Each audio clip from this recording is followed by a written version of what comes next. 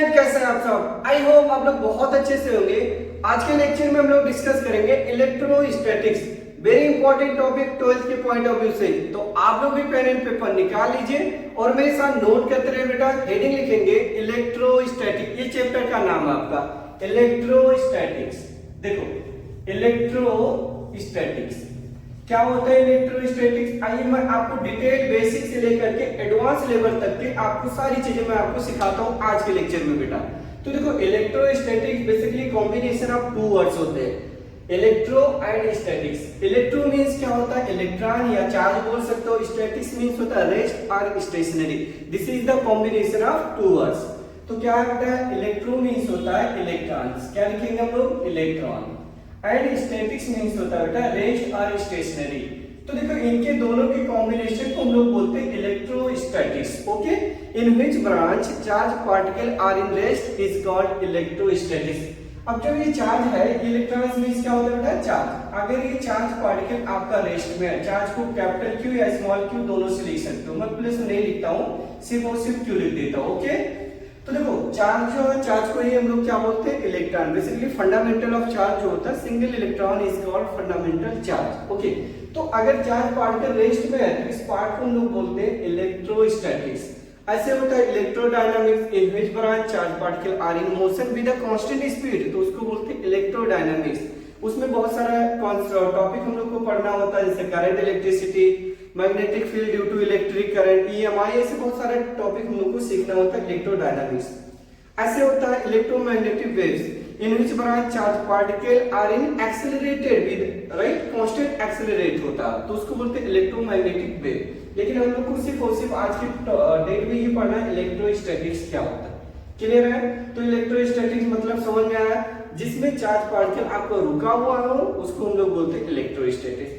अब चार्ज जब रेस्ट में रहता है तो क्या एक्टिविटी, क्या इन्फ्लुएंसेस लाता है अपने आसपास, वो सारी चीज हम लोग को यहाँ समझना होता है। ठीक, तो देखो ये चार्ज क्या पढ़ा आपने, क्यू। ओके, ठीक है।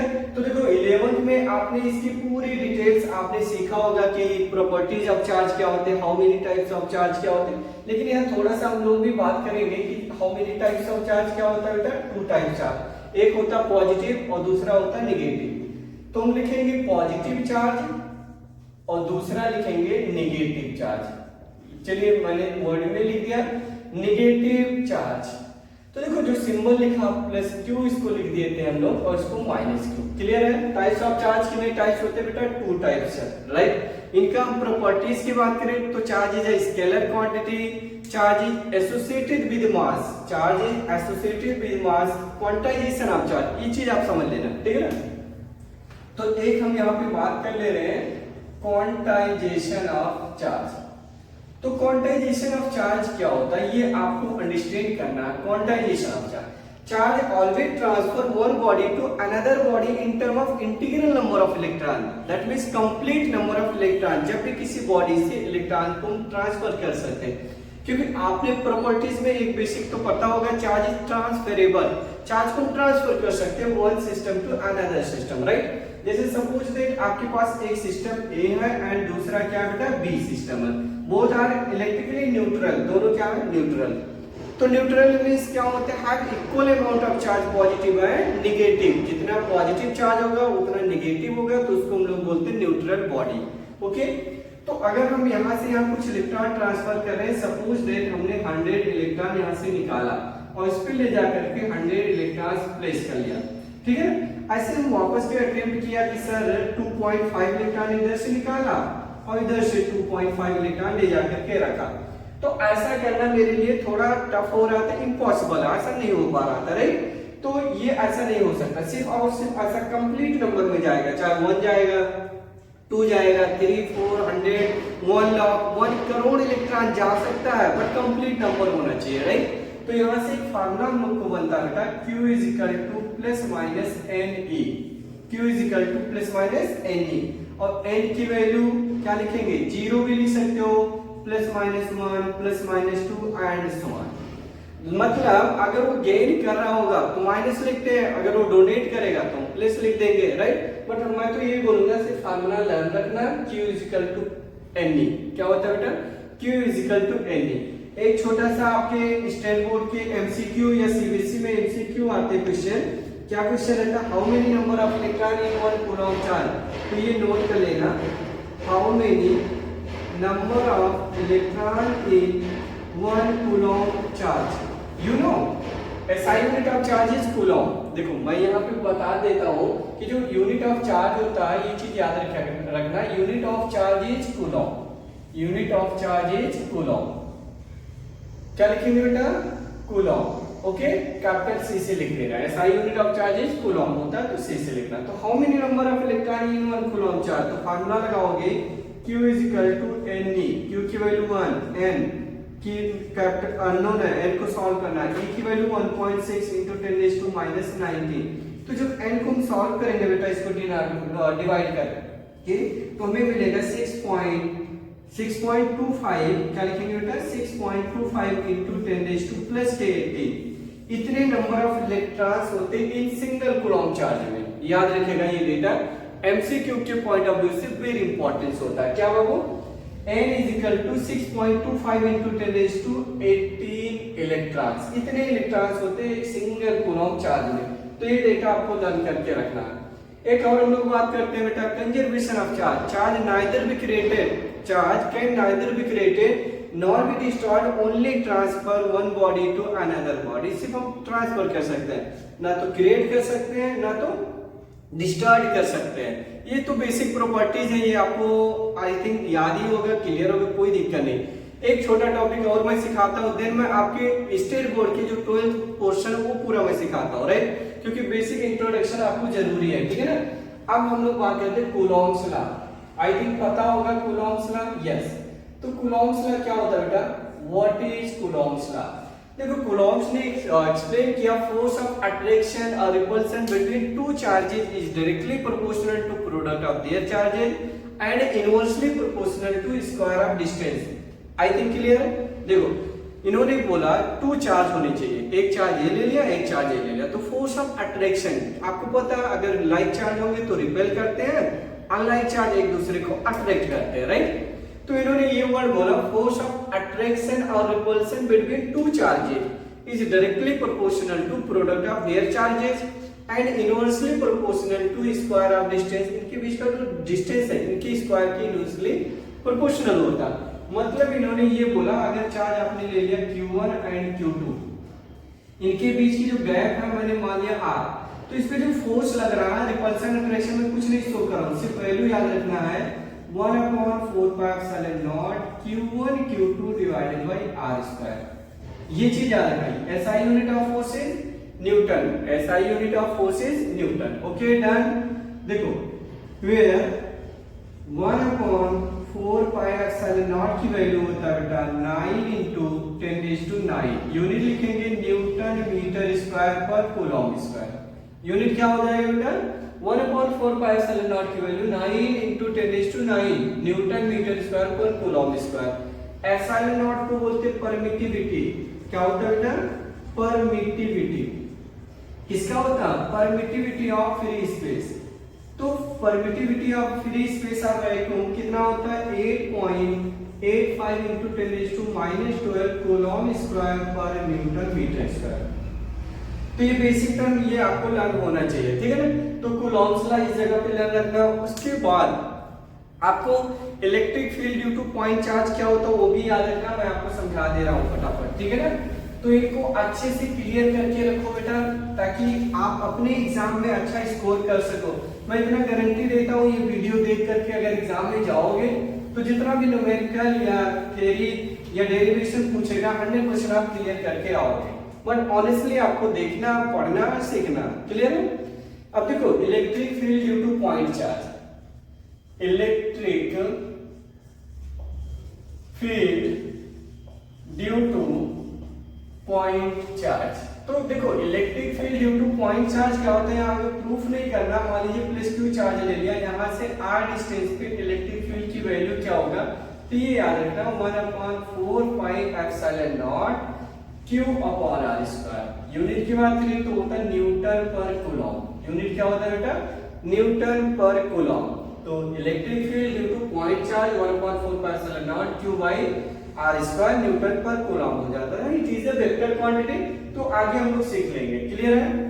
अगर हम एक जनरलाइज फार्मूले की बात करें तो ये एक्चुअल में होता है F अपॉन क्यू न्यूटन पर कूलम। तो इतना याद रखिएगा। अब 12th के पोर्शन में आते हैं। तो देखो 12th के पोर्शन में आपको सबसे पहले गॉस थ्योरम पढ़ना है कि गॉस लॉ क्या होता है, राइट। तो हेडिंग लिखेंगे गॉस लॉ, लेकिन उससे पहले फिर आपको पढ़ना पड़ेगा इलेक्ट्रिक फ्लक्स क्या होता है। एक एक चीजें मैं आपको क्लियर करके जा रहा हूँ, ठीक है ना। देखो पहला हम लोग क्या सीखेंगे, इलेक्ट्रिक फ्लक्स, तब लिखेंगे गॉस थ्योरम। देखो हेडिंग है बेटा इलेक्ट्रिक फ्लक्स,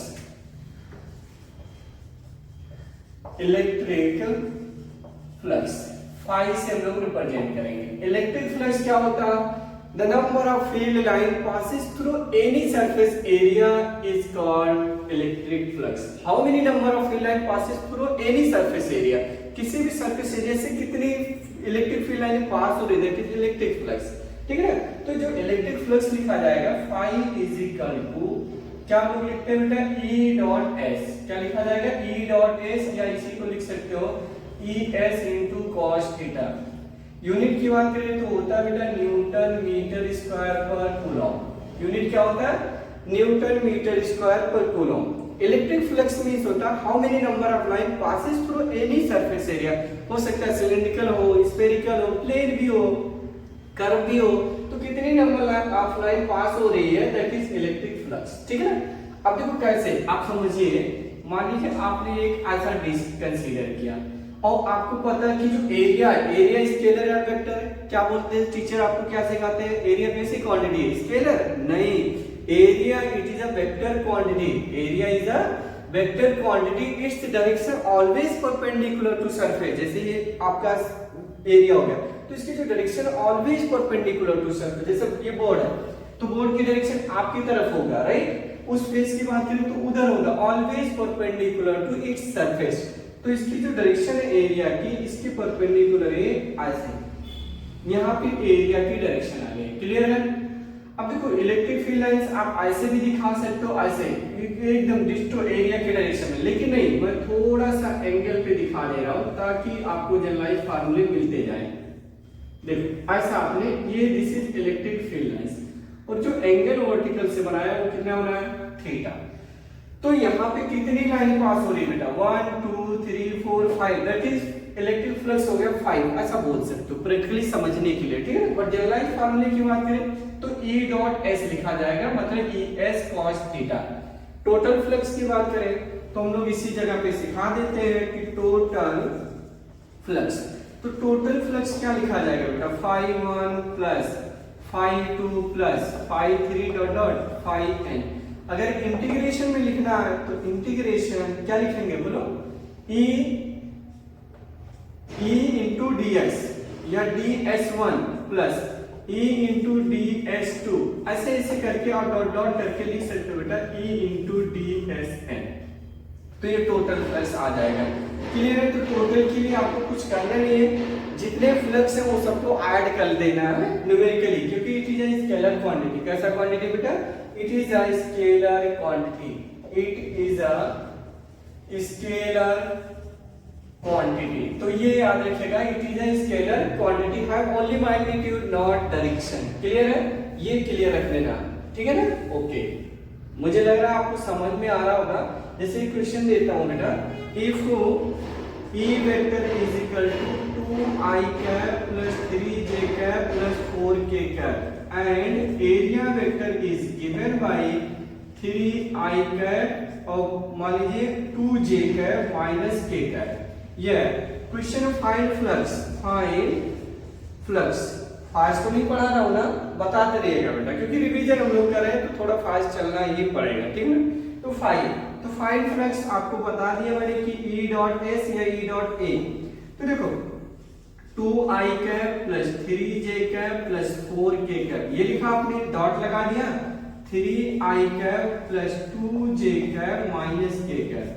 तो आपको बेसिक पता है i के साथ मल्टीप्लाई, j के साथ और k के साथ हम लोग मल्टीप्लाई करते हैं, राइट, क्योंकि i डॉट i कितना होता है 1, j dot j 1, k dot k 1। तो आप मुझे बताओ आंसर कितना आ रहा है, देखो 2 3 जा 6 तो ये हो गया 6, फिर 3 2 जा 6 तो ये 6 हो गया माइनस, 4 1 जा 4 बट यहाँ माइनस आया, देखो ये माइनस था तो इसलिए माइनस आया, तो कितना आ रहा बेटा बोले 8 आ रहा। यूनिट लिखोगे न्यूटन मीटर स्क्वायर पर कूलम। दिस इज फ्लक्स, तो फ्लक्स की वैल्यू जो आ रही है हम लोग का ये आ जा रहा है 8 न्यूटन मीटर स्क्वायर पर कूलम। तो ऐसे अगर क्वेश्चन आते हैं डॉट प्रोडक्ट लेना होगा तो इजीली आप बता सकते हो, बट हर जगह ऐसे ही नहीं आएगा, कुछ अलग अलग कॉन्सेप्ट रहेंगे, तो वो चीज मैं आपको समझाता हूँ बेसिक, ठीक है ना। चलिए देखिए, हेडिंग लिखोगे गॉस लॉ। क्या लिखेंगे बेटा? Gauss law. तो देखिए Gauss law very very important है, उनके एप्लीकेशन इस जगह पे 3-4 एप्लीकेशन आपको मिलने वाले हैं, तो बहुत इत्मीनान से देखते रहिए। इत्मीनान का मतलब बहुत केयरफुल इनको समझिए, पेशेंस रखिए, अच्छे से समझ में आएगा। तो हेडिंग लिखेंगे गॉस लॉ, गॉस लॉ। देखो गॉस लॉ ने स्टेटमेंट क्या बोला बेटा? Total electric flux passes through any closed surface is always is equal to 1 epsilon naught times of enclosed charge. वापस से सुनिए, total electric flux, net electric flux passes through any closed surface, any enclosed surface is always is equal to 1 epsilon naught times of enclosed charge। वो जो आपने enclose surface लिया उसके अंदर कितना चार्ज आपने पैक किया, दैट इज फ्लक्स, वही बताएगा, राइट। जैसे समझो इन्होंने क्या बोला स्टेटमेंट, नेट इलेक्ट्रिक फ्लक्स, तो क्या लिखेंगे? क्लोज इंटीग्रल, इसको क्या पढ़ते हैं बेटा? Close integral E dot ds is equal to 1 epsilon naught times of Q enclosed। क्या लिखा आपने? Q enclosed। ये स्टेटमेंट आपको लर्न करके रखना है। Total electric flux, net electric flux passes through any closed surface is always is equal to 1 epsilon naught times of enclosed charge, that is electric flux। Clear है? तो ये चीज याद रखिएगा। इसमें भी हम लोग टोटल की बात कर सकते हैं, जैसे एग्जांपल्स की मैं बात करूं यहाँ पे, देखो जैसे ये आपने सरफेस ले लिया, यहाँ पे चार्ज कितना बंद किया? Q। तो यहाँ पे अगर कोई पूछे आपसे कि सर फ्लक्स क्या होगा, तो क्या बताओगे? Q अपॉन एप्सिलॉन नॉट, ठीक है ना। ऐसे दूसरा आपसे कोई पूछे कि यहाँ पे चार्ज Q1 है, यहाँ पे Q2 है, यहाँ पे -Q3 है, यहाँ पे -Q4 है, तो आप बताओ इनकी वजह से इलेक्ट्रिक फ्लक्स क्या होगा इस सिस्टम की वजह से? तो आपका आंसर आएगा sir phi is equal to net charge. कितना चार्ज अंदर बंद है बेटा? Q1 माइनस, या पहले इसको ले लो Q2 माइनस Q4। क्या Q3 भी लेंगे? नहीं, क्योंकि बंद होना चाहिए, ये फ्लक्स आ जाएगा। तो ये बाहर का अगर क्वेश्चन पूछेगा क्या इलेक्ट्रिक फ्लक्स बाहर वाला देगा, तो नहीं, इलेक्ट्रिक फ्लक्स नहीं देगा, लेकिन इलेक्ट्रिक फील्ड होगा, इसकी वजह से इलेक्ट्रिक फील्ड अंदर हो सकता है, बट इलेक्ट्रिक फ्लक्स नहीं होगा, याद रखिएगा, ठीक है ना।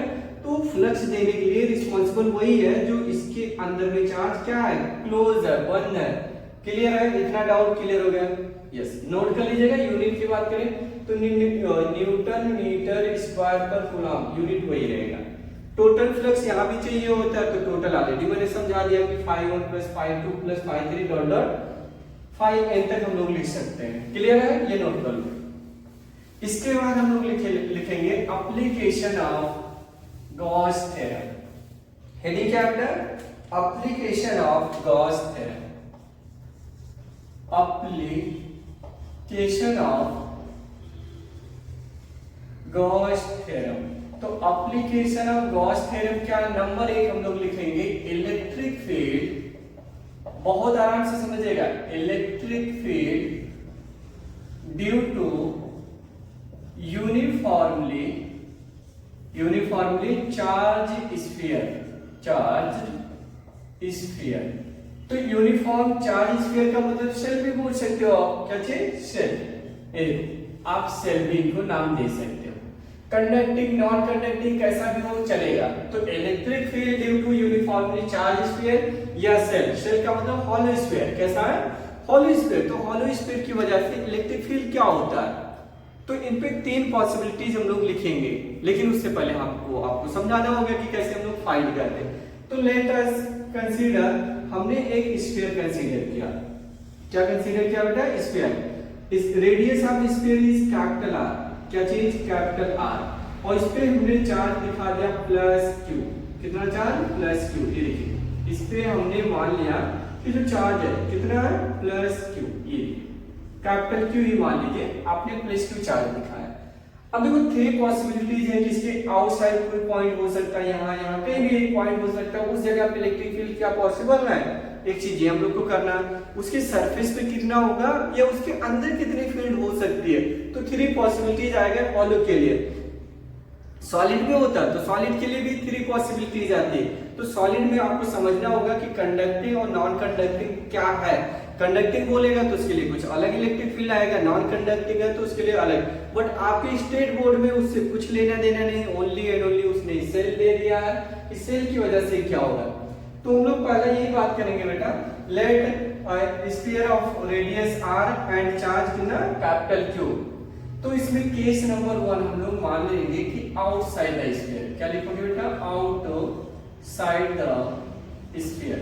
तो आउटसाइड द स्फीयर मतलब स्मॉल r जो है कैपिटल R से ज्यादा ले लिया, small r greater than capital R, मतलब एक पॉइंट बेटा यहाँ पे ऐसा कितना रेडियस का, सेंटर से r रेडियस पे एक पॉइंट ले लिया। अब देखो गॉस ने क्या बोला, ये चार्ज बैंड होना चाहिए, इनक्लोज होना चाहिए, तो इसके लिए गॉसियन सरफेस हम लोग ड्रा करेंगे। क्या ड्रा करेंगे, गॉसियन स्फीयर ड्रा कर लेंगे, मतलब इसको बंद कर लेना, ऐसा पैक कर। देखो मेरे पास है कि है ना, इसको मैंने ये देखो बंद कर लिया। तो आपको एक गॉसियन सरफेस इमेजिंग करना है, ठीक है। तो अगर हम इसको डॉट डॉट करके देखो ऐसे डॉट डॉट करके इसको हमने पैक कर लिया, बंद हो गया चार्ज। अभी अब कैसा लगा, बंद है। तो ये पॉइंट है, इस पॉइंट पे चाहिए, तो हम इसके लिए क्या करेंगे, छोटा सा एलिमेंट कट करेंगे। ये छोटी से एलिमेंट का area is a vector quantity, its direction always perpendicular to surface. अभी चार्ज का नेचर कैसा, पॉजिटिव, तो आपको पता है due to positive charge direction of electric field at point always away from charge, charge से दूर जाएगा। तो इस पॉइंट पे इलेक्ट्रिक फील्ड की डायरेक्शन भी बाहर की तरफ होगा, मतलब इस पॉइंट पे बात करें तो सेम डायरेक्शन में आया, yes.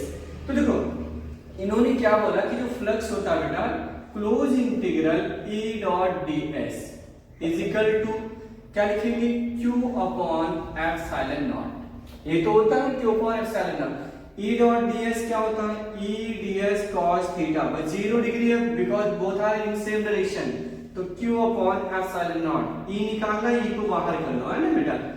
Close integral only ds is equal to Q upon epsilon naught E into area क्या बनेगा, ये जो बड़ा सा स्फीयर है उसका एरिया क्या लिखेंगे, 4 पाई r स्क्वायर, क्योंकि स्फीयर है, स्फीयर का एरिया होता है 4 पाई r स्क्वायर। तो यहाँ पे हम लोग लिख लेंगे 4 pi r square is equal to Q upon epsilon naught. तो E की जो वैल्यू आएगा, आप इसको अरेंज कर लो, है ना बेटा, 1 upon 4 pi epsilon naught Q by r square. ये इलेक्ट्रिक फील्ड आएगा न्यूटन पर कूलम। कुछ आया समझ में, यस। ये हम लोग को समझना होता है कि electric field due to sphere outside कितना होगा, 1/4 pi epsilon naught Q by r square. एक पॉइंट की तरह नहीं दिख रहा, अभी मैंने आपको समझाया electric field due to point charge 1/4 pi epsilon naught Q by r square. तो आप बताओ एक स्फीयर ले लिया, अब उससे बहुत दूर खड़े हो तो आपको क्या लगेगा, बड़ा सा दिखेगा, छोटा सा दिखेगा, एक छोटी सी पॉइंट जैसा दिखेगा वो स्फीयर। तो इसीलिए हम लोग को इलेक्ट्रिक फील्ड यहाँ पे आ जाता है 1/4 pi epsilon naught Q by r square. लेकिन एक और इंटरेस्टिंग चीज मैं आपको यहाँ पे बताऊं कि जो डिस्ट्रीब्यूशन ऑफ चार्ज होता है, देयर आर 3 टाइप्स होता है। क्या होता है, linear charge distribution, surface charge distribution and volume charge distribution. 3 types होते हैं, लेकिन यूज करना है अभी मैं आपको समझा देता हूँ, ठीक। अब देखो दूसरा केस ये हो गया हम लोग का एट सरफेस। क्या लिखेंगे बेटा, एट सरफेस। तो एट सरफेस मतलब स्मॉल r और कैपिटल R क्या हो गया, इक्वल हो गया। तो यहाँ पे आप नोटिस करो E is equal to 1/4 pi epsilon naught Q by, यहाँ पे स्मॉल r, तो स्मॉल r की जगह पे कैपिटल R खाली रख देना, खाली पुट कर देना, आंसर आ जाएगा न्यूटन पर कूलम। क्लियर। लेकिन केस नंबर 3 में ध्यान दीजिएगा, केस नंबर 3 में हम लोग लिखेंगे close integral E dot ds। आप मुझे बताइएगा इसके अंदर कोई पॉइंट लेते हो, मान लीजिए एक पॉइंट यहाँ पे लिया, आप इसके लिए भी गॉसियन सर्किल ड्रा करोगे, तो इसके अंदर कोई चार्ज है नहीं, इसके अंदर कोई चार्ज ही नहीं है, तो चार्ज लिख दिया 0 अपॉन एप्सिलॉन नॉट। कुछ भी आप कर लो, एरिया मान लो 4 पाई r स्क्वायर में लिखा, इधर टोटल क्या है 0, तो इलेक्ट्रिक फील्ड क्या है 0। तो इनसाइड स्फीयर इलेक्ट्रिक फील्ड क्या होता है बेटा, जीरो। ये याद रखना, इलेक्ट्रिक फील्ड इनसाइड स्फीयर क्या होता है, जीरो। ऐसे देखो ग्राफ से ही समझ लो, मान लीजिए आपने इधर आर बनाया, इधर इलेक्ट्रिक फील्ड बनाया, तो अगर ये स्फीयर है, स्फीयर, तो यहाँ सेंटर तक इलेक्ट्रिक फील्ड कुछ नहीं होगा, लेकिन यहाँ से जैसे आगे जाओगे देखो जीरो रहेगा, उसके बाद देखो इलेक्ट्रिक फील्ड क्या होगा, ये घटता चला जाएगा। तो यहाँ पे अगर हम बात करें तो ये इलेक्ट्रिक फील्ड मिलेगा, सरफेस पे मैक्सिमम मिल सकती है, लेकिन उसके आगे धीरे धीरे कम होता जाएगा, क्योंकि E inversely proportional to 1/r² यहाँ पे मिल रहा। क्लियर है बेटा? तो ये आपको नोट करके रखना है, इसमें 3 केसेज होती है, 1 2 3, ठीक है। तो देखो डिस्ट्रीब्यूशन ऑफ चार्ज में इतने भी समझा दे रहा हूं, distribution of charge. Distribution of charge क्या होता है, चार्ज का जो बंटवारा होता है कैसे हम लोग करते हैं, एक होता है लीनियर चार्ज डेंसिटी, क्या लिखोगे, लीनियर चार्ज डेंसिटी। तो linear charge density denoted by lambda, lambda होता है बेटा चार्ज पर unit length, unit coulomb per metre हो जाएगा। दूसरा होता है क्या चीज, surface charge density, surface charge density. तो सरफेस चार्ज डेंसिटी को बेसिकली हम लोग सिग्मा से लिखते हैं बेटा, सिग्मा होता है चार्ज पर यूनिट एरिया, एस से भी लिख सकते हो, यानी Q बाई एस, कोई ऐसा बाउंडेशन नहीं है। तीसरा हम लोग लिखेंगे बेटा volume charge distribution, volume charge distribution, या डेंसिटी लिखो तो बेटर है, वॉल्यूम चार्ज डेंसिटी। तो इसको रो से लिखा जाएगा, ये होता है बेटा Q by V, newton coulomb per metre cube. तो इस चैप्टर में हमें ये चीज हमें नोट करना पड़ेगा बेटा, ये चीज याद रखिएगा, लीनियर चार्ज डेंसिटी क्या होता है, सरफेस चार्ज डेंसिटी क्या होता है, वॉल्यूम चार्ज डेंसिटी क्या होता है। तो ये आप नोट करके रख लेना बेटा। उसके बाद हम लोग बात करेंगे बेटा electric field due to infinitely long wire, इसकी वजह से क्या होगा इलेक्ट्रिक फील्ड, ठीक है ना। तो हेडिंग लिखेंगे electric field due to, heading लिखेंगे बेटा इलेक्ट्रिक फील्ड। तब तक मैं रफ कर रहा हूं, आप एक बार रिवाइज कर लो अपने नोट्स को अच्छे से, ताकि क्लियर रहे वो चीज, ठीक है ना। देखो क्या लिखेंगे heading, electric field due to long wire, uniform long wire, ऐसा लिख लो, electric field due to uniformly long wire, uniformly long wire. ये हमने हेडिंग लिखा, आपके बुक में कुछ और हेडिंग लिखा होगा, इसका मतलब वही है कि अगर एक इनफाइनाइटली लॉन्ग कंडक्टर है, राइट, इस पे पॉजिटिवली चार्ज दे दिया, तो इसके आजू बाजू में इलेक्ट्रिक फील्ड क्या होगा, इसके आसपास में इलेक्ट्रिक फील्ड की वैल्यू क्या होगा, कैसे फाइंड किया जाएगा, तो वो चीज मैं आपको समझाता हूँ बेटा। देखो मान लीजिए हमने मान लिया ये एक रॉड है, क्या रॉड है ये ऐसे, और इस पे आपने चार्ज दे दिया, कितना चार्ज है बेटा, +2। देखिए ये एक्चुअल में इनफाइनाइटली मैं लेकर के इसको प्रूव करूंगा, कितना इनफाइनाइट, ये देखिए ये इनफाइनाइटली लॉन्ग वायर हम लोगों ने कंसीडर किया, ठीक है ना। इसको डॉट डॉट करके मैं आपको समझा दे रहा हूँ, ये इनफाइनाइटली है ऐसा, ये देखो ये हम लोगों ने मान लिया। क्वेश्चन ये है कि इससे r डिस्टेंस पे इलेक्ट्रिक फील्ड की वैल्यू क्या होगी, कोई पॉइंट भी है तो इस पॉइंट पे इलेक्ट्रिक फील्ड क्या होगा। तो सबसे पहला स्टेप आपका ये होना चाहिए कि गॉसियन सरफेस ड्रा करें, तो यहाँ पे गॉसियन सिलेंडर रिज्यूम करना पड़ेगा। आप देखो ये मार्कर है, मार्कर पे चार्ज है, तो इसके चारों तरफ बहुत सारा मार्कर स्ट्रिप खींचना पड़ेगा, तो ये जाकर के पैक हो जाएगा, तो ये ऐसा बनेगा अपने लोग का, राइट। तो यहाँ पे अगर हम लोग बात करें गॉसियन सिलेंडर ड्रा करेंगे तो ये चार्ज बंद हो सकता है। तो इसके लिए हमने क्या किया बेटा, एक गॉसियन सिलेंडर ड्रा किया, ये देखो ऐसे किया, सेम डिस्टेंस पे मुझे इधर भी करना पड़ेगा चारों तरफ, देखो ऐसे किया। अब अगर इमेजिन करें ऐसे, ये देखो ये और ये ऐसे, तो ये बताइए चार्ज बंद हो गया कि नहीं।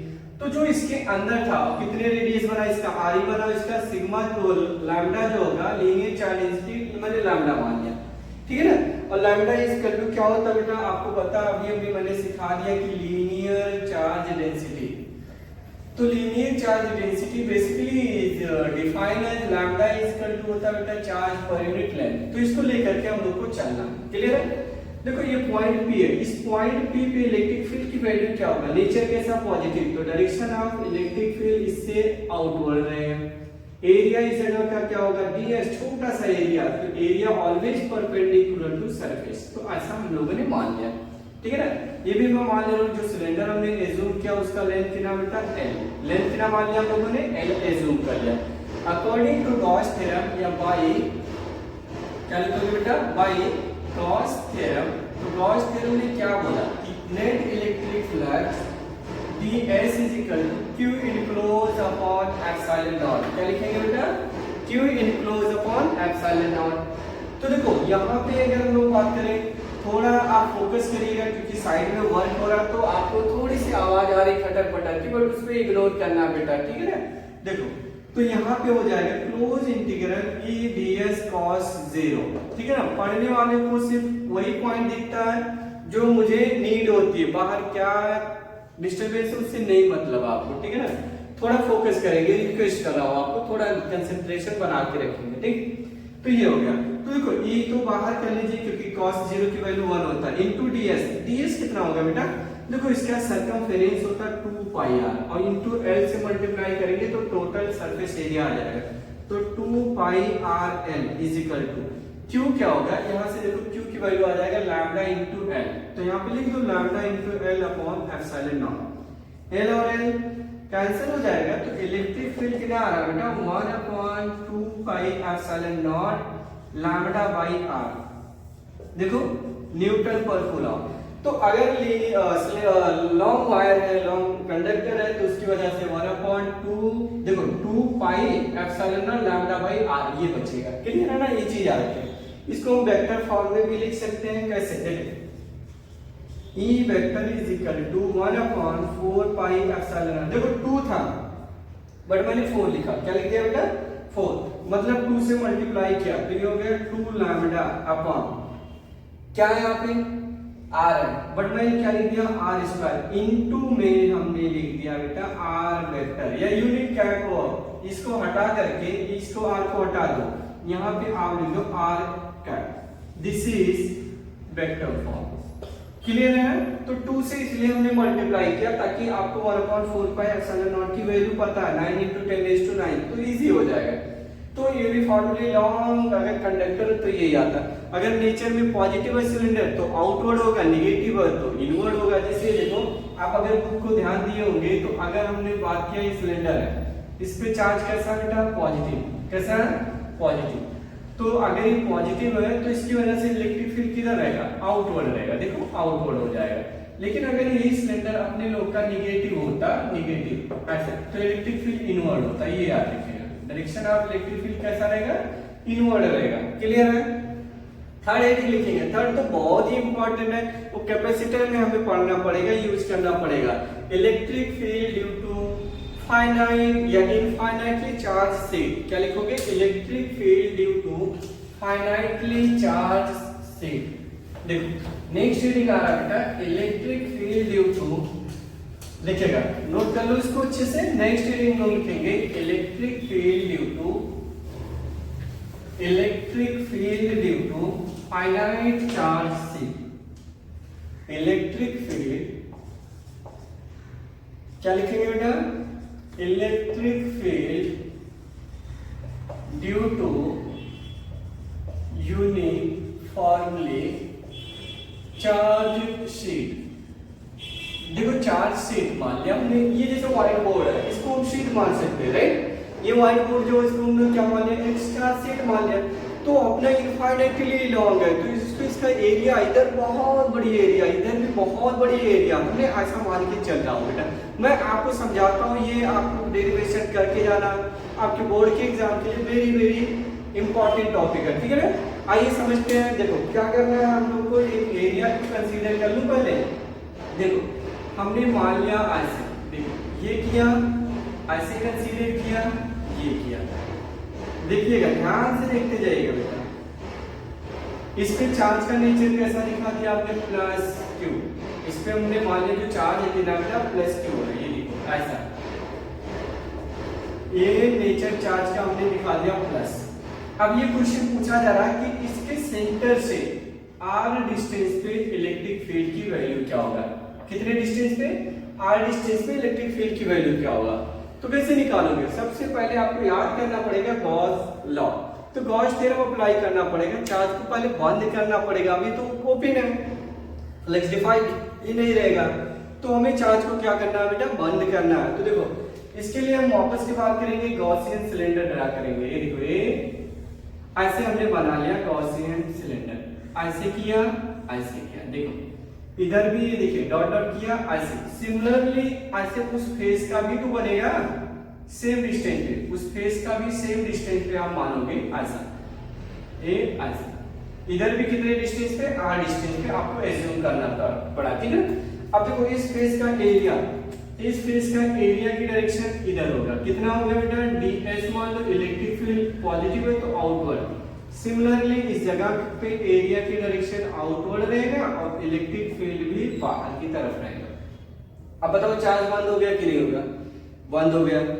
तो अब आपको लिखना है कि अकॉर्डिंग टू गॉस लॉ, क्या लिखेंगे बेटा, अकॉर्डिंग टू या by Gauss law, according to Gauss law या थ्योरम भी लिख सकते हो, ऐसा कोई दिक्कत नहीं। तो नेट इलेक्ट्रिक फ्लक्स कितना लिखोगे आप मुझे बताओ, Q अपॉन एप्सिलॉन नॉट। क्या लिखेंगे बेटा, Q अपॉन एप्सिलॉन नॉट। तो जो टोटल फ्लक्स है वो क्या क्या रहेगा, एक तो इधर जा रहा, मान लीजिए इस पॉइंट को बोल दिया P डैश और इधर के पॉइंट को बोल दिया P, ठीक है। तो टोटल फ्लक्स आप लिखोगे close integral E dot ds, किसकी वजह से, P, plus close integral E dot ds P dash is equal to Q upon epsilon not.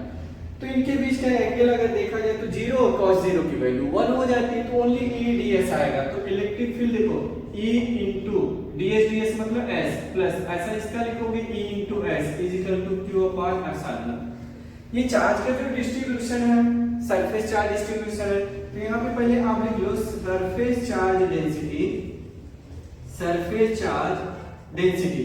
What is surface charge density, sigma is equal to charge पर unit area. क्या होता है बेटा, charge पर unit area. Therefore Q is equal to sigma into s। क्या है बेटा, sigma into s। तो यहाँ पे आप Q की प्लेस पे देखो ES मिलके 2s हो जाएगा, यहाँ पे आ जाएगा sigma s upon epsilon not, s और s कैंसिल हो जाएगा। तो इलेक्ट्रिक फील्ड क्या आ रहा है आपको, Q और sigma upon 2 epsilon not Newton, क्या लिखेंगे, न्यूटन पर कूलम।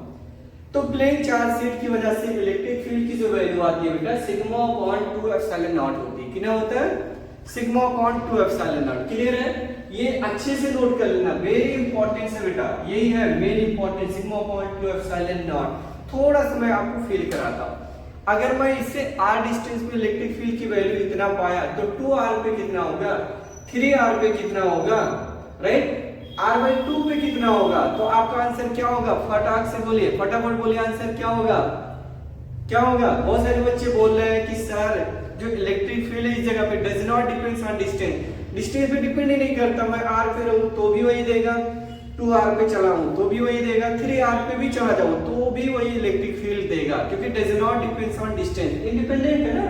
कहीं r दिख रहा आपको, नहीं दिख रहा, तो इलेक्ट्रिक फील्ड पे कोई फर्क नहीं पड़ेगा, चाहे आप यहाँ रहो यहाँ रहो कहीं भी चले जाओ, यही आएगा sigma upon 2 epsilon not. Clear है। एक थोड़ा सा मैं और आपको इसको ऑब्जर्व कराता हूँ बेटा, थोड़ा सा इसका ऑब्जर्वेशन और समझ लीजिएगा आप लोग, देखिएगा। मान लीजिए हमने इमेजिन किया एक ये सीट है अपना, एक समझा देता हूँ फिर दूसरा आप खुद प्रैक्टिकली करेंगे। ये हमने माना और ये दूसरा सीट है, ये ऐसा, ठीक है ना, देखो ऐसा, इसका सिग्मा प्लस के मान लिया और इसका भी मान लीजिए, क्या मान लो, प्लस ही मान लो, चलो प्लस ही मान लो, आप प्लस माइनस भी कर सकते हो, माइनस माइनस भी कर सकते हो, ऐसा कोई बाउंडेशन नहीं। इस पे देखो प्लस चार्ज दे दिया, एंड सेकेंड वाले भी क्या देंगे बेटा, प्लस, क्योंकि दोनों का सिग्मा जो है surface charge density both are same. अपने पास 3 पॉइंट्स है, like A points and this is B point and this is C point. Question पूछेंगे अगर मैं आपसे कि find electric field at point A B C, कितना होगा आंसर, बताइए आप। तो देखो मैं आपको समझाता हूँ, ये नेचर कैसा, अगर इसको सीट 1 मानते हो और इसे सीट 2 मान लिया, तो 1 की वजह से डायरेक्शन ऑफ इलेक्ट्रिक फील्ड किधर होता है, आपको पता, पॉजिटिव की वजह से आउटवर्ड होता है, तो इसकी वजह से इलेक्ट्रिक फील्ड की डायरेक्शन किधर होगा बेटा, इस साइड में, मतलब E1। ऐसे आप तो ये भी नेचर में पॉजिटिव है, तो इसकी वजह से इलेक्ट्रिक फील्ड इस पॉइंट पे आउटवर्ड होगा E2। तो नेट इलेक्ट्रिक फील्ड कितना आ रहा है, A पे E1 प्लस E2, और आपको पता है चार्ज सीट की वजह से does not depends on distance, वो डिस्टेंस पे डिपेंड ही नहीं करता, सिग्मा अपॉन 2 एप्सिलॉन नॉट। तो यहाँ पे लिखोगे sigma upon 2 epsilon naught, sigma upon 2 epsilon naught. तो आंसर आ गया sigma upon epsilon naught. Similarly C पे अगर हम बात करें तो ऐसे दोनों आएगा, तो तीसरी भी वही आ जाएगा sigma upon epsilon not. Clear है? बीच में कितना होगा, देखो ये पॉजिटिव है तो इसकी वजह से इलेक्ट्रिक फील्ड इधर हो गया, मान लीजिए E1 मान लिया, ये पॉजिटिव है तो अब ये होना चाहिए इससे, तो इसके लिए इधर आ गया, दोनों सेम सेम होते हैं तो इलेक्ट्रिक फील्ड इनसाइड प्लेट इस जगह पे गिनाया 0। तो ऐसे भी क्वेश्चन आते हैं 2 मार्क्स में, बट आपको घबराना नहीं है, जैसा मैंने सिखाया वैसे यूज करके आप प्रॉपर वे से सॉल्व कर सकते हो, आसानी से कर सकते हो, ऐसा कोई टफ चीजें नहीं है। नेक्स्ट हेडिंग अपना जो आ रहा बेटा इलेक्ट्रिक फील्ड पोटेंशियल भी हो सकता है और इलेक्ट्रिकल पोटेंशियल एनर्जी। तो नेक्स्ट हेडिंग मैं आपको बुक से ही लिखा दे रहा हूं ताकि क्लियर रहे। नेक्स्ट हेडिंग लिखोगे electric potential and potential energy. क्या लिखेंगे बेटा? Electric potential and potential energy. Electric potential and potential energy. Electric potential and potential energy. Next heading क्या है? Electric potential and potential energy. Potential energy क्या होता है, कैसे प्रूव करते हो, इसके लिए हेडिंग लिखेंगे हम लोग electric potential and potential energy. Potential energy. तो देखो बेटा सबसे पहले हमें पोटेंशियल पढ़ने के लिए पोटेंशियल एनर्जी को पढ़ के रखना। तो पहले हम लिखेंगे इलेक्ट्रिक पोटेंशियल या इलेक्ट्रिक पोटेंशियल एनर्जी। तो पहला हेडिंग रहेगा electric potential energy. Potential energy. तो इलेक्ट्रिक पोटेंशियल एनर्जी हमें वही समझना बेटा, U is equal to 1/4 pi epsilon naught Q1 Q2 divided by R और यूनिट लिखेंगे जूल। ये हम लोग को प्रूफ करना है। क्या करना बेटा? प्रूफ करना। तो इसके लिए हम लोग को बेसिक कॉन्सेप्ट समझ में आना चाहिए, ठीक है ना? आइए समझते हैं। जैसे आपने कंसीडर कर लिया बेटा एक कोई चार्ज है पॉइंट O पे। O पे कितना चार्ज आपने मान लिया +Q। आपसे क्वेश्चन पूछा जा रहा है कि यहां से R1 डिस्टेंस पे, कितने डिस्टेंस पे बेटा? R1 मान लीजिए, R2 में डायग्राम आपको समझा देता हूं। R2 मान लीजिए, ये R2 डिस्टेंस पे एक पॉइंट है बेटा B। इस पॉइंट पे इलेक्ट्रिक फील्ड क्या होगा, और जो दूसरा पॉइंट है यहां से हमने मान लिया, यहां से कितना है R1 पे, यहां पे हमने मान लिया, ठीक है ना? तो ये जो डिस्टेंस है यहाँ पे एक चार्ज आपने रख लिया, मान लीजिए उसको बोल दिया +Q0। क्या मान लिया? +Q0। ये कौन सा पॉइंट है? ये B हो गया, इसे आप बोल दीजिए M बोल दीजिए, कोई दिक्कत नहीं, M। और यहाँ पे इसको बोल दीजिए N। तो इसको छोटा सा डिस्प्लेसमेंट, इसको शिफ्ट करा रहे हो, क्या करा रहे हो बेटा? डिस्प्लेसमेंट। कितना? छोटा सा डिस्प्लेसमेंट dx बोल दो। क्या बोल दो? dx। अब आप बात को ये भी प्रॉब्लम क्रिएट होगा कि हमने वेरिएबल dx माना, तो dx के लिए एक छोटा सा डेरिवेशन आप करके रखो बेटा। क्या करेंगे? डेरिवेशन। तो डेरिवेशन मैं आपको समझा दे रहा हूँ फटाफट, कोई दिक्कत नहीं आएगी। यहाँ पे देखो, एक सेकंड, है ना बेटा? तो इसको हम dr लिए हैं, तो r ही ले लो यहाँ पे dr। इसको यहाँ से यहाँ तक लाने में कितना वर्क पड़ेगा? तो पहले हम बात करेंगे कूलॉम्स फोर्स। क्या लिखेंगे बेटा? Coulomb's force. तो इनके बीच कूलॉम्स फोर्स क्या लगेगा, दोनों के बीच? तो आप बोलोगे sir 1/4 pi epsilon naught Q0 divided by, अगर हम इसको थोड़ा सा जनरलाइज फार्मूले की तरह लिखें तो हम क्या लिख सकते हैं? R²। क्या लिखे बेटा? R²। वापस के मैं समझाता हूँ, क्लियर करता हूँ। हमने लेट कर लिया कि O पे एक चार्ज +Q, दूसरा जो चार्ज है यहाँ से स्मॉल r डिस्टेंस पे Q0 है। कितना बेटा? Q0 है। कहाँ पे? R0, और r डिस्टेंस पे है Q0, ठीक है? अब उसको थोड़ा सा डिस्प्लेस किया। कितना डिस्प्लेस किया? सपोज दैट यहाँ से dr डिस्टेंस पे मैंने डिस्प्लेस किया dr। तो जो dr से करेंगे पहले इनके बीच तो फोर्स लगेगा, coulombian force 1/4 pi epsilon naught Q0 by r²। तो थोड़ा सा अगेंस्ट इलेक्ट्रिक फील्ड, क्योंकि इस पॉइंट पे इलेक्ट्रिक फील्ड की डायरेक्शन किधर रहेगी? बाहर की तरफ रहेगी। उसके अगेंस्ट आ रहे हो तो आपको तो वर्क करना पड़ेगा। वो वर्क कहाँ जाएगा? वो स्टोर हो जाएगा in term of potential energy.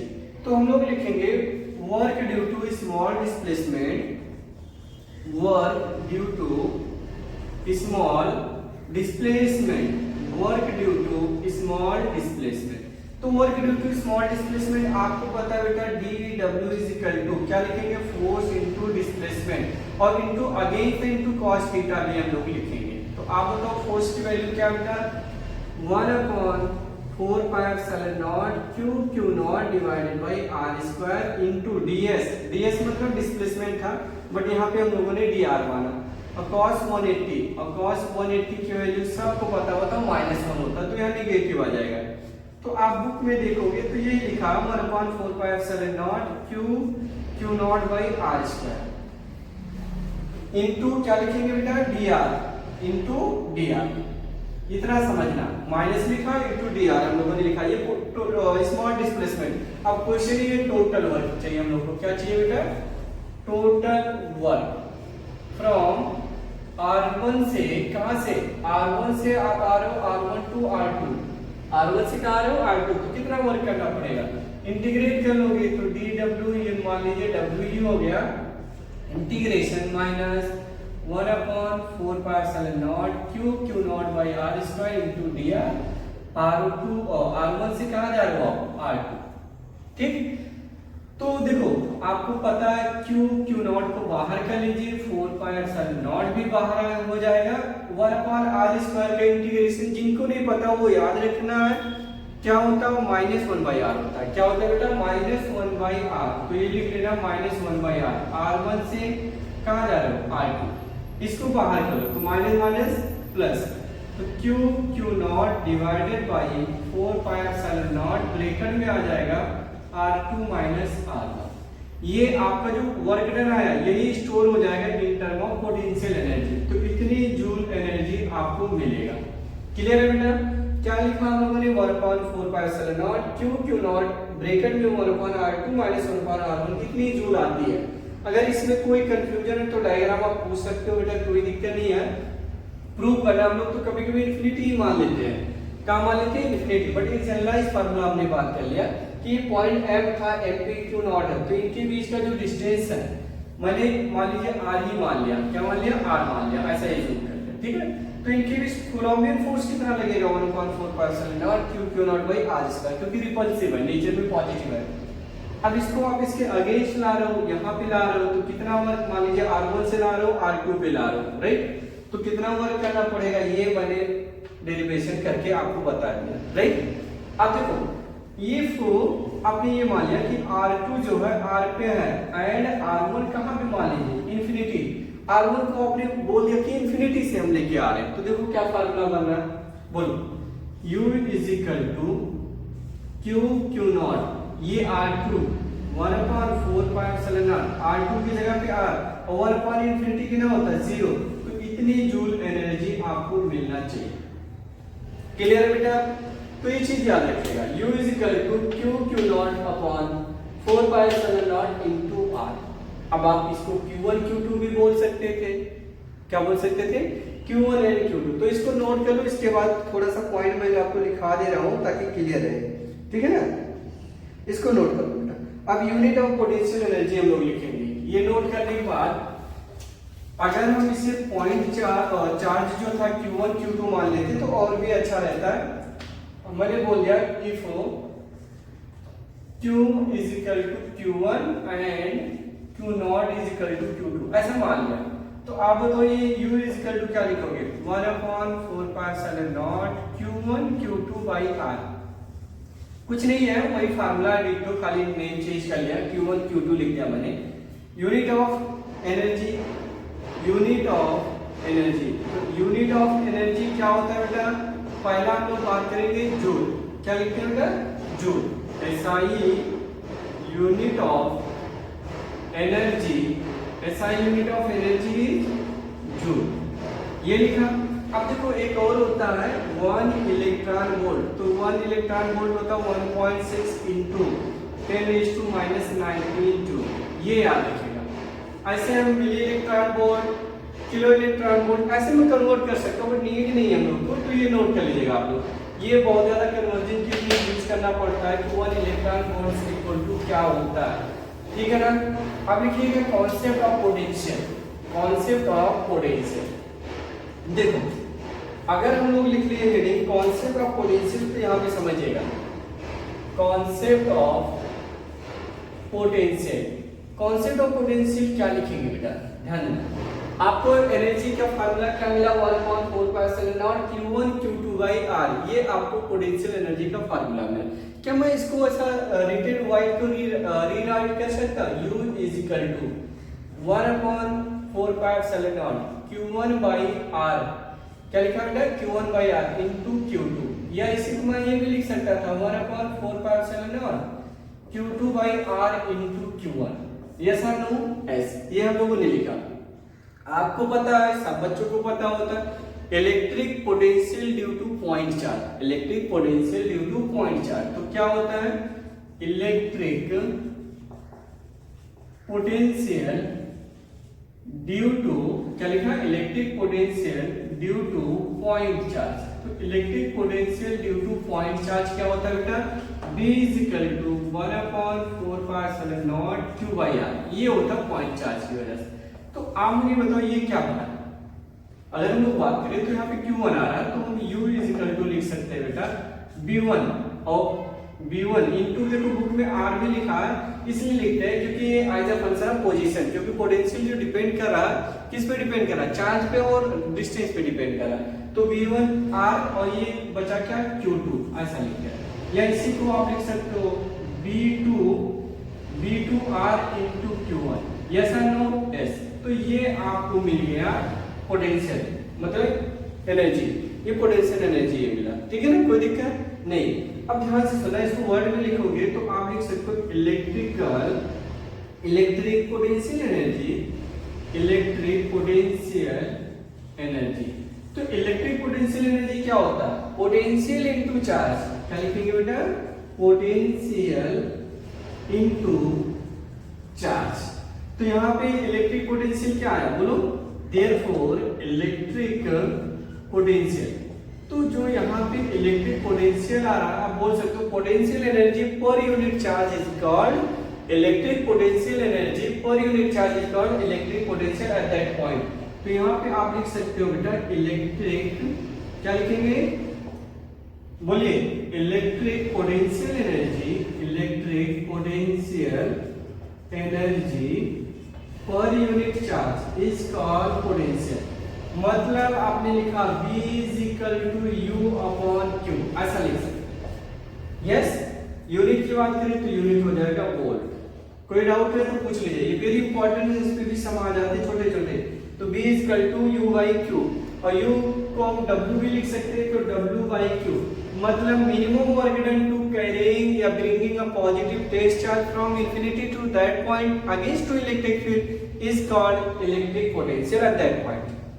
क्या लिखते हैं, minimum work done to moving a positive test charge from infinity to that point against to electric field is called electric potential at that point. उस point पे हमें पता चल जाता है कि पोटेंशियल क्या होगा, but basically W by Q याद रखोगे तो बेटर है।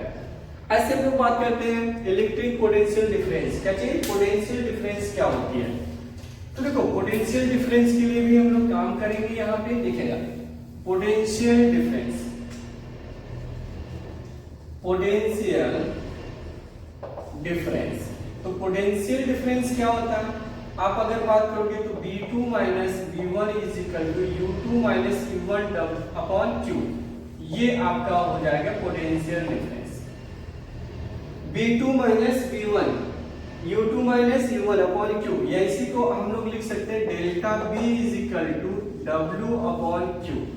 This is potential difference. Unit वही रहेगा अपने लोग का वोल्ट, यानी जूल पर कूलम कम वोल्ट ही लिखेंगे। क्लियर है, ये इतना आप नोट कर लीजिएगा।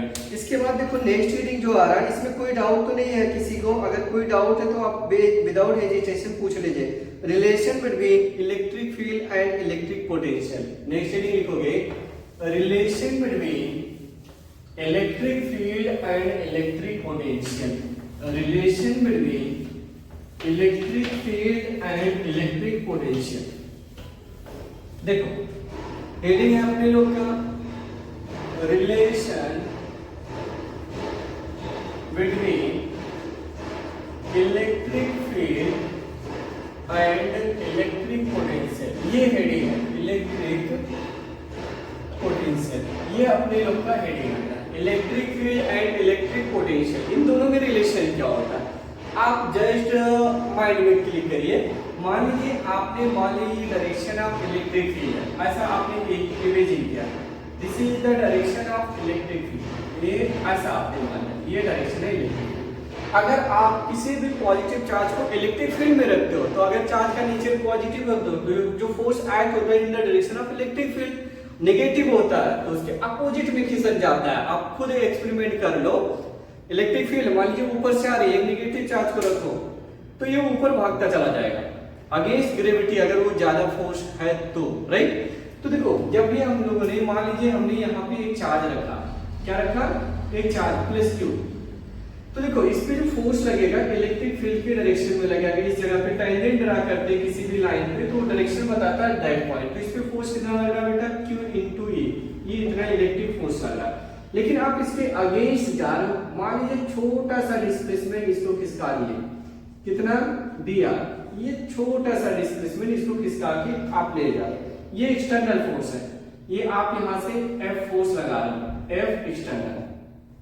इलेक्ट्रिक फील्ड के अगेंस्ट आप उसको जब चार्ज को ऊपर ले जाओगे, देखो फोर्स तो नीचे लग रहा है लेकिन आप ऊपर ले जा रहे हो तो आपको इसके अगेंस्ट वर्क करना पड़ेगा, राइट। तो work due to small displacement क्या लिखेंगे हम लोग, work due to small displacement, तो work due to small displacement क्या आएगा, dw is equal to minus में तो चलेगा ना, चलेगा कोई दिक्कत नहीं, minus f into D R, ठीक। f की वैल्यू क्या लिखोगे, क्योंकि कांस्टेंट स्पीड से जा रहे हो, एक्सेलरेशन जीरो रखना, नेट फोर्स क्या रहेगा, जीरो रहेगा, तो this force is equal to this force हो जाएगा, तो मैंने इसी की वैल्यू यहां रखने जा रहा हूं, minus Q E into D R. अब क्यू को इसके डिनोमिनेटर में ले आओ w के, तो D W upon Q is equal to minus E into D R. और आपको पता है ना कि जो पोटेंशियल होता है छोटा से ही लिख देता हूं, तो ये क्या लिखोगे, डी डब्ल्यू अपॉन क्यू, तो डी डब्ल्यू अपॉन क्यू के जगह पे आप लिख सकते हो डीबी,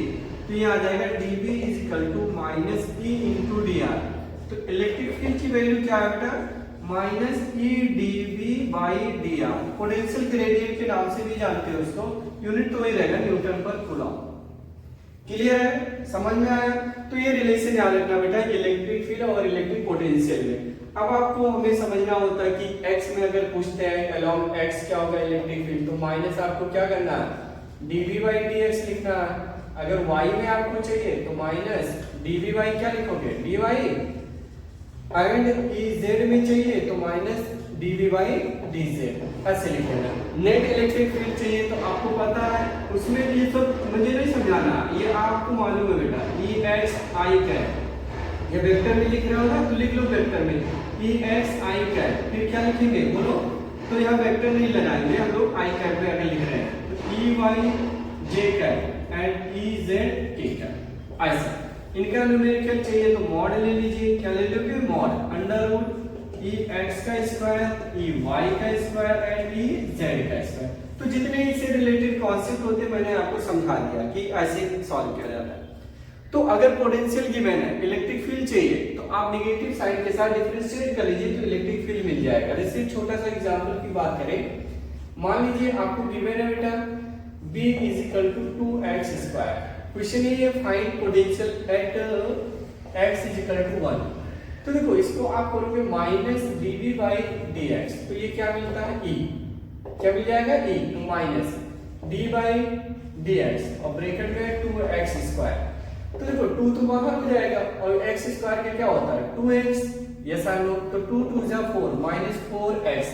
लेकिन अब पूछा क्या है x इज इक्वल टू 1 पे, तो x की जगह पे 1 रख दो तो माइनस 4 यूनिट हो जाएगा न्यूटन पर कूलम, ये इलेक्ट्रिक फील्ड में मिल जाएगा। तो ऐसे क्वेश्चन आपको करना आना चाहिए बेटा, एग्जाम में भी आ जाते हैं 2-2 मार्क्स 1-1 मार्क्स के, तो इससे घबराना नहीं है। क्लियर है, ये नोट कर लो। नेक्स्ट रीडिंग मैं आपको समझाता हूँ, देखता हूँ नेक्स्ट रीडिंग क्या आ रहा है, इसी के अकॉर्डिंग मैं समझा रहा हूँ, आपके बुक के अकॉर्डिंग, खाली हेडिंग आप लिखते जाओ, प्रॉपर मैं समझाता हूँ मैं आपको। क्लियर, ठीक है ना। देखो नेक्स्ट रीडिंग है बेटा, कर दिखाओ कुछ ऐसा कि दुनिया करना चाहे आपके जैसा। देखो नेक्स्ट रीडिंग है बेटा, हाँ नेक्स्ट हेडिंग बहुत ही इंपॉर्टेंस है इसमें। अगर हम लोग बात करें जीरो पोटेंशियल, तो जीरो पोटेंशियल भी हेडिंग है। तो जीरो पोटेंशियल क्या होता है? अरे भाई नाम से पता है जीरो पोटेंशियल। तो जीरो पोटेंशियल का मतलब जिसका पोटेंशियल क्या हो, जीरो। ये पोटेंशियल जीरो टू कंडीशन में आ सकता है, एक तो इन्फिनिटी पे और एक अर्थिंग करते हैं तो अर्थ का पोटेंशियल कितना होता है। यानी अगर हम बात करें बी अर्थ, तो बी अर्थ क्या लिखोगे, जीरो, और बी इन्फिनिटी पे भी क्या होगा, जीरो। बस इतना ही हमें याद रखना, बाकी कुछ नहीं। अर्थ का पोटेंशियल क्या होता है बेटा, जीरो होता है, एंड इन्फिनिटी का पोटेंशियल क्या होता है, जीरो होता है। ये दो चीज आपको अपने नॉलेज के लिए याद रखना, जीरो पोटेंशियल। तो जब भी हम अर्थिंग करते हैं, ग्राउंडिंग करते हैं, तो पोटेंशियल जीरो मान लेना। इन्फिनिटी पे चले जाएंगे तो भी पोटेंशियल क्या रहेगा, जीरो रहेगा। नेक्स्ट हेडिंग आप लिख लो कॉन्सेप्ट ऑफ पोटेंशियल, ये हो गया आपका, ठीक है ना। नेक्स्ट हेडिंग आपका आएगा electric potential due to point charge. Next heading लिखेंगे बेटा electric potential due to point charge. Heading लिखेंगे electric potential due to point charge. देखो मैं पूरा इसी से हेडिंग लिख दे रहा हूं, इलेक्ट्रिक पोटेंशियल ड्यू टू क्या थे, ड्यू टू पॉइंट चार्ज। ये भी इंपॉर्टेंस ही है, electric potential due to point charge. और ये भी बोला अ डायपोल क्या चीज, dipole and system of charge, and system of charge, and system of charge. Number 1 electric potential due to point charge. Number 1 electric potential due to point charge. ये number 1 heading है, electric potential due to point charge. तो अभी अभी इसके लिए proof कर चुके हो, इसके लिए एक्स्ट्रा वर्क मत करिएगा बेटा। ये भी मैंने समझाया है कि अगर यहाँ पे एक चार्ज मान लिया प्लस क्यू, यहाँ से अगर आर डिस्टेंस पे क्वेश्चन पूछ रहे हैं कि पोटेंशियल क्या होगा, तो जो अभी प्रीवियस सेक्शन में हम लोगों ने बात किया है, एनर्जी निकाला, चार्ज से डिवाइड कर लिया, तो जो आया था फार्मूला, सेम फार्मूला यहाँ पे आएगा, electric potential due to point charge. याद रखिएगा 1/4πε0 Q/r, ये याद रखिएगा, इतना वोल्ट। एक्स्ट्रा मत वर्क करिए बेटा, कोई दिक्कत नहीं है, ठीक है ना। आपको प्रूफ भी करना है तो एक आर ले लीजिए और दूसरा मान लीजिए आर बहुत दूर है, इन्फिनिटी एज्यूम कर लीजिए। तो जब हम एनर्जी निकालेंगे, एनर्जी को 4 से डिवाइड कर लेंगे तो हमें फार्मूला ये मिलेगा 1/4πε0 Q/r, इतना वोल्ट, ठीक है ना। तो इसमें वर्क करना कोई फायदा नहीं है, ठीक है ना, टाइम बेकार करना, क्योंकि ऑलरेडी मैं सिखा चुका हूँ, ये नोट कर लीजिएगा। नेक्स्ट हेडिंग लिखेंगे electric potential due to an electric dipole. Electric potential, ये इंपॉर्टेंट है बेटा, इलेक्ट्रिक पोटेंशियल ड्यू टू क्या चीज, dipole. Electric potential due to dipole. तो डायपोल की वजह से इलेक्ट्रिक फील्ड क्या होगा, मतलब पोटेंशियल क्या होगा, इलेक्ट्रिक पोटेंशियल। आई थिंक आपको पता होगा ना, B is equal to 1/4πε0, 1/4πε0। Formula क्या होता है, किसी तो बच्चे को याद है, 1/4πε0 P cos theta upon r square, P cos theta upon r square. ये हम लोग को प्रूफ करना है। आपके स्टेट बोर्ड में तो बहुत ही इंपॉर्टेंस दिया गया है इस चीज को। बहुत सारे बच्चे बहुत कंफ्यूजन रहते हैं, आपके डेरिवेशन बहुत वाकई कॉम्प्लिकेटेड है, तो मैं आपको आसान करके देता हूँ बेटा। आप बस देखते रहिए कैसे हम लोग इनको सॉल्व करके आपको आसानी से बता दे रहे हैं। देखो लेट डायपोल है तो 2 चार्ज ले लो, एक -q आपने रिज्यूम कर लिया और दूसरा क्या ले लिया बेटा, एक +2 चार्ज कंसीडर किया। इनके बीच की जो डिस्टेंस है मान लीजिए 2l ले लो, क्या लेंगे बेटा, 2l डिस्टेंस आपने एज्यूम कर लिया। This is called centre of dipole. इसको क्या बोलते हैं बेटा, सेंटर ऑफ डायपोल। तो अगर इसके परपेंडिकुलर हम लोग जाते हैं तो इसको बोलते हैं इक्वेटोरियल पोजीशन, इसके अलोंग जाते हैं तो एक्सियल पोजीशन या एंड ऑन पोजीशन बोलते हैं। हमें वहां नहीं लेना, एक आर्बिट्रेरी पॉइंट लेना, जनरल पॉइंट लेना। तो मान लीजिए हमने इसको यहाँ पे एक पॉइंट ले लिया, यहाँ से कितने डिस्टेंस पे बेटा, r डिस्टेंस पे। एंगल ये बना रहा थीटा। आपको पता है dipole it is a vector quantity, its direction negative to positive, इतना होता है, ठीक है। तो r डिस्टेंस पे एक पॉइंट हमने सिलेक्ट कर लिया, इस पॉइंट पे हमें इलेक्ट्रिक फील्ड चाहिए। तो ये जो डिस्टेंस आ रही है ये, इसको हमने बोल दिया बेटा R1 R2 जो लेना है वो ले लो, ये R1 मान लेंगे, और इसको हमने बोल दिया R2, ये हम लोगों ने मान लिया। इस पॉइंट पे इलेक्ट्रिक पोटेंशियल क्या होगा ड्यू टू डायपोल की वजह से, ये पॉइंट पे बोल दो, ठीक है ना, समझ में आया इतना। ये R है, क्या बेटा R है, ये थीटा, और ये R1 हो गया, ये डिस्टेंस कितना है R1, और यहां से जो डिस्टेंस हम लोगों ने मान लिया R2, ये हटा दें, ये पॉइंट P और ये डिस्टेंस है R2, ये ऐसा, ठीक है। बाकी कुछ करना नहीं है, डायग्राम आप थोड़ा सा देखना है ताकि क्लियर रहे। अब आप लिखोगे इलेक्ट्रिक पोटेंशियल, क्या लिखेंगे बेटा, electric potential due to minus Q charge, minus Q charge, तो माइनस क्यू की वजह से क्या लिखोगे, बोलो B1 बोल दो, minus 1/4 pi epsilon naught Q by R2, Q by R2, ठीक। ऐसे हम लोग लिखेंगे electric potential, electric potential due to कौन सा चार्ज बचा, प्लस क्यू चार्ज, तो प्लस क्यू चार्ज की वजह से क्या है, क्या है बेटा, आप सेम फार्मूला लिखोगे, B2 बोल दो 1/4 pi epsilon naught Q upon क्या लिखेंगे R1, ठीक है ना। Net therefore net potential, net electric potential, net electric potential, तो नेट इलेक्ट्रिक पोटेंशियल कितना आएगा, आपको पता पोटेंशियल है स्केलर क्वांटिटी, तो डायरेक्ट ऐड कर लो B1 प्लस B2, क्या ऐड कर लिया बेटा, B1 प्लस B2 हम लोगों ने इन दोनों को क्या कर लिया, ऐड कर लिया, तो B1 प्लस B2 हम लोगों ने लिखा। अब B1 की वैल्यू ये रिप्लेस कर लीजिए, B2 की वैल्यू ये रिप्लेस कर लीजिए, देखते हैं आंसर क्या आता है, राइट। तो देखो यहाँ पे हम लोग लिखते हैं बेटा, क्योंकि स्पेस यहाँ से ही मिलता जाएगा हम लोग को प्रॉपर वे से। देखो B इज इक्वल टू, पहले मैं इसको लिखता हूँ B2 को, तो B2 की वैल्यू क्या है बेटा, 1/4 pi epsilon naught Q by R1, ठीक है ना, तो R1 लिखा। देखो स्केलर है तो यहाँ पे प्लस है, और माइनस इनटू प्लस क्या होता है माइनस, तो ये वैल्यू रखोगे 1/4 pi epsilon naught Q by कितना R2, तो यहाँ से बहुत सारा चीजें कॉमन है, तो Q/4 पाई एप्सिलॉन नॉट को हमने कॉमन ले लिया। बात आ रहा है कि R1 माइनस 1/R2 की वैल्यू कैसे निकालेंगे, क्योंकि R1 R2 क्या अननोन है, R1 R2 को मुझे एलिमिनेट करना है, उसको गायब ही करना है किसी भी तरीके से, तो क्या करें, आप थोड़ा सा लॉजिक लगाएंगे, राइट। अगर हम लोग यहाँ से एक परपेंडिकुलर ड्रा कर ले, ऐसे, ये क्या किया परपेंडिकुलर, इस जगह पे हमने परपेंडिकुलर ड्रा कर लिया, तो आपको पता है जब भी किसी लाइन पे परपेंडिकुलर ड्रा किया जाता है, इसका मतलब ये वाला लेंथ और ये वाला लेंथ क्या हो गया, इक्वल हो गया, क्या हो गया बेटा, इक्वल हो गया। तो देखो ये टोटल 2l था, तो ये कितना बना l का एक कंपोनेंट इतना कितना आ रहा, l cos थीटा, कितना आ रहा बेटा l cos थीटा, ये सिर्फ इतना।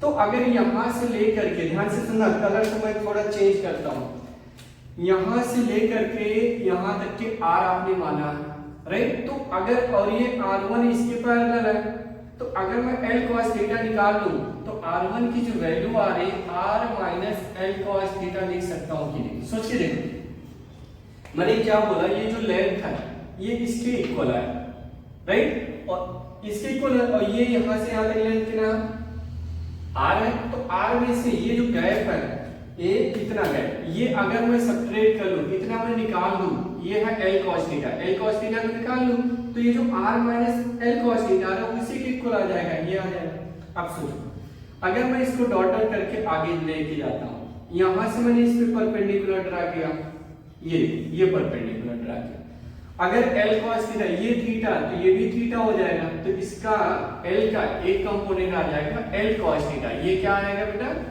l cos थीटा, तो ये R2 की इक्वल हो जाएगा, तो R2 की जो वैल्यू आ रही है वो हो जाएगा l प्लस नहीं r प्लस होगा r plus l cos theta, क्या लिखोगे बेटा l cos थीटा, समझा नहीं, समझा ना आपने। देखो यहां से यहां तक तो r है और ये कितना आ गया l cos थीटा, तो ये तो R2 की इक्वल हो जाएगा ये पूरा, तो R2 is equal to l cos theta plus r, ये हमने लिख दिया, समझा ना। आप बुक में मत ध्यान देना, यहाँ पे इजी वे से मैं आपको ये लेना R1 R2 कंसीडर करना मैंने आपको बता दिया। तो आइए पुट करते हैं। देखो तो जब पुट करोगे तो Q upon 4 pi epsilon not 1 upon R1 की वैल्यू क्या है बेटा, R minus L cos theta, ठीक है ना, माइनस 1 अपॉन क्या लिखेंगे R plus L cos theta, R plus L cos theta, ये ले लिया आपने। चलो एलसीएम ले लो फटाफट। अब तो आपको समझ में आ जाएगी कैलकुलेशन करना है, इसको इसके साथ करोगे तो R plus L cos theta minus, जब इसको यहाँ करोगे तो R माइनस हो जाएगा और ये माइनस माइनस प्लस हो जाएगा L cos थीटा और डिवाइडेड बाई आ जाएगा R square minus L square cos square theta, A square minus B square, तो ये और ये कैंसिल हो जाएगा। L cos theta L cos theta 2 L cos theta, तो 2L cos थीटा 2 इसके साथ करोगे तो 2QL cos थीटा हो जाएगा, डिवाइडेड बाई हो जाएगा 4 pi epsilon not R square minus L square cos square theta. ये समझा ना आपने, ठीक है, ये आपको आइडिया समझ में आया। अब देखो आपको पता है इतना, यहाँ पे यूज करूँ चलेगा ना, यस। अब इसको रफ कर दे रहा हूँ, यहाँ पे कोई दिक्कत नहीं आएगी। अभी देखो आपने बात कर लिया कि सर जो पोटेंशियल आ रही है हम लोग का B इज इक्वल टू, इसके जगह पे हम लोग लिखेंगे P, क्योंकि आपको पता है P इज इक्वल टू होता है 2QL, तो ये आ जाएगा P cos theta divided by क्या लिखा, P cos theta divided by 4 pi epsilon not. अब देखो R square L square cos square theta, अगर हम ये मान ले कि R जो है बेटा R much greater than L, तो ये वाला टर्म तो जीरो हो जाएगा, तो नीचे क्या बचेगा R स्क्वायर, यहाँ लिख दे रहा हूँ ये लिखने के बाद, ठीक है ना, ये याद रखिए। यही तो स्टार्टिंग में मैंने लिखा था, आपको याद होगा formula P cos theta upon 4 pi epsilon not R square, clear है। तो ये नोट कर लीजिएगा, वेक्टर में अरेंज करने की नीड नहीं है इसको, ठीक है ना, ये नोट कर लीजिएगा। अगर ये एक्सियल पे जाता थीटा cos 0 की वैल्यू 1, तो P cos P upon 4 pi epsilon not R square answer हो जाएगा, क्लियर है। नोट कर लो इनको अच्छे से, ठीक। अब ये लिखोगे electrostatic potential due to system of charge, electrostatic potential due to system of charge, electrostatic potential due to system of charge. देखो electrostatic potential due to system of charge, electrostatics potential due to system of charge. देखो electrostatic potential due to system of charge का मतलब एक charge नहीं, दो charge नहीं, तीन charge नहीं, n चार्ज आपने मान लिया, n number of charge consider कर लिया, right. Let charges Q1 Q2 Q3 dot dot Qn and its position vector R1 R2 R3 dot dot कितना मान लिया हम लोगों ने, Rn मान लिया। तो उसकी वजह से नेट पोटेंशियल किसी भी पॉइंट पे क्या होगा वो कैसे निकालेंगे, यहाँ पे आप समझोगे, ठीक है ना। तो देखो हम लोगों ने इसके लिए मान लिया, बुक में देखो अलग मान लिया, हमने यहाँ पे अलग मान लिया, मान लो x है y है कोऑर्डिनेट मान लिया। एक चार्ज यहाँ पे Q1 है, इसका पोजीशन वेक्टर मैंने मान लिया R1, Q2 मान लिया, यहाँ पे कितना Q3 पोजीशन वेक्टर R3, ऐसे डॉट डॉट करके मान लीजिए हमने मान लिया Qn पोजीशन वेक्टर कितना Rn, ये हो गया ओरिजिन। तो देखो potential it is a scalar quantity, तो नेट पोटेंशियल हम लोग क्या लिखेंगे V1 plus V2 plus V3 dot dot dot Vn। आप खुद नोटिस करिए V1 V2 V3 dot dot Vn जो हम लोगों ने लिखा, आप ऐसे लिखोगे potential energy due to Q1 right at point O पे क्या होगा पोटेंशियल, आप बोलोगे sir 1/4 pi epsilon naught Q1 upon R1, दूसरा लिखोगे Q2 बाई R2, तो नेट हम लोग यही लिखने जा रहे हैं 1/4 pi epsilon naught Q1 by R1, 1/4 pi epsilon not Q2 by R2 dot dot dot 1/4 pi epsilon not Qn by Rn। Okay done ना। तो यहाँ से कुछ चीजें कॉमन है, कॉमन ले लो, बाकी बचा Q1 by R1 Q2 by R2 dot dot Qn by Rn, ये आपने नोट कर लिया। सिग्मा भी यूज कर सकते हो, देखो ये सब समझाना है, बाकी सब इजी चीजें हैं। Sigma I going from 1 to n, यहाँ पे लिखोगे क्यू आई आर आई, ये चीज याद रखिएगा। Net potential due to system of charge, unit वही रहेगा वोल्ट। क्लियर है? यस, मजा आ रहा होगा ना? ठीक है, रिवीजन कर रहे हैं यार। देखो सीरियस हम पढ़ा रहे हैं और सीरियसली आप पढ़ रहे हो, हंसी मजाक तो हो नहीं रही है, राइट?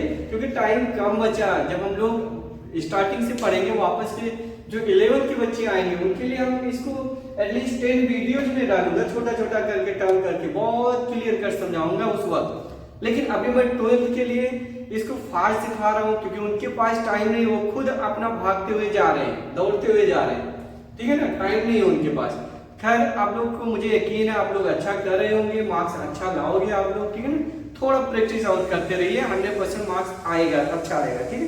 तो ये नोट करने के बाद इक्विपोटेंशियल सरफेस, एक छोटा सा डेफिनेशन आता है बेटा, इक्विपोटेंशियल सरफेस। क्या लिखोगे बेटा?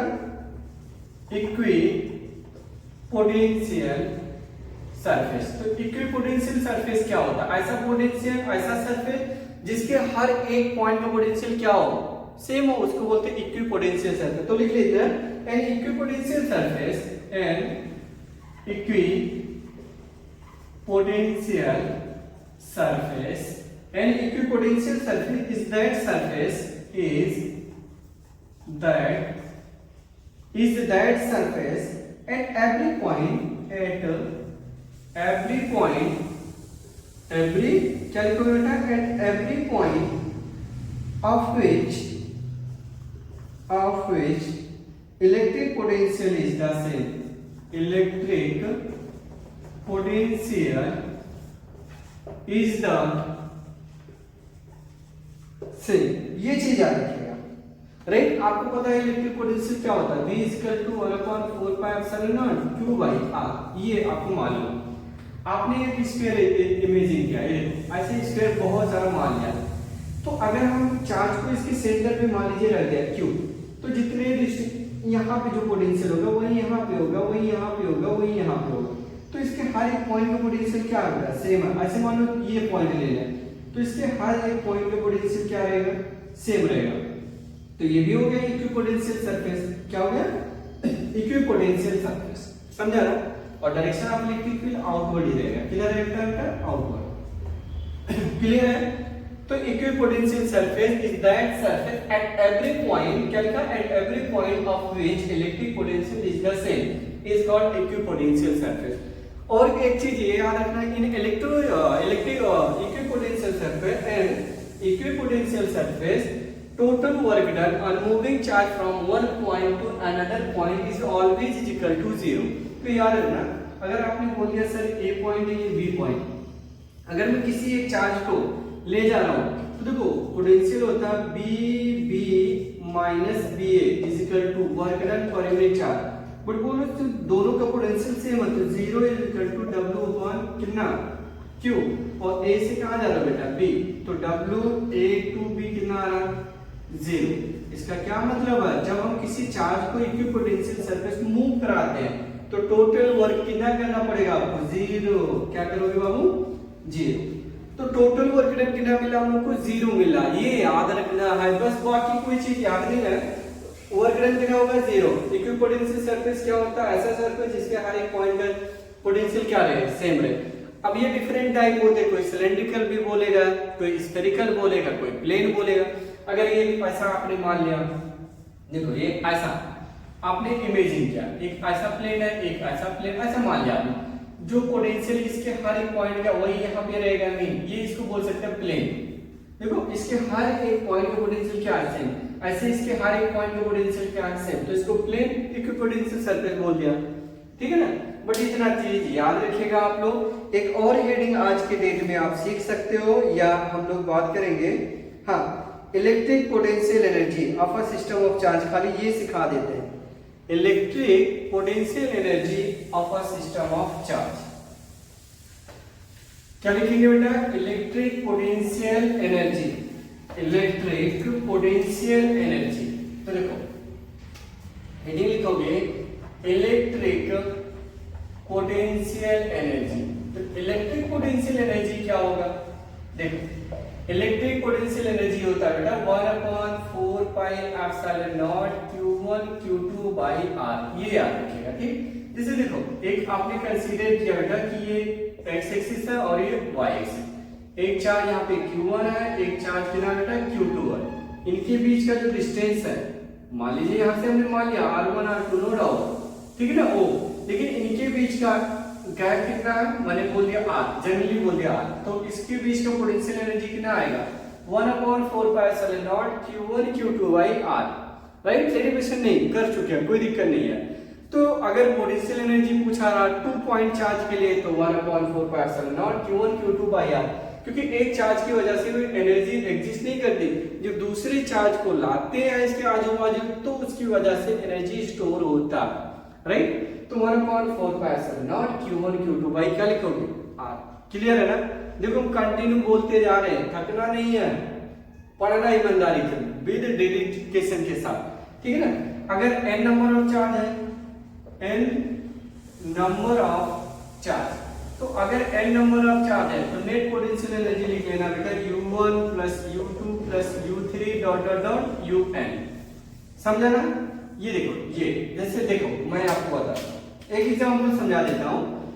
ये मान लो एक ट्राइंगल है, इक्विलैटरली मान लो Q1 है, Q2 है, Q3, इनके बीच का जो साइड है LL मान लो। तो देखो एक पेयर इनके बीच बना है, एक पेयर इनके बीच बना, एक पेयर इनके बीच बना, तो आप लिखोगे U is equal to 1 and 2 के बीच, U एंड 2 एंड 3 के बीच और 2 एंड 1 के बीच, ये फार्मूला ये लिखोगे 1/4 पाई एप्सिलॉन।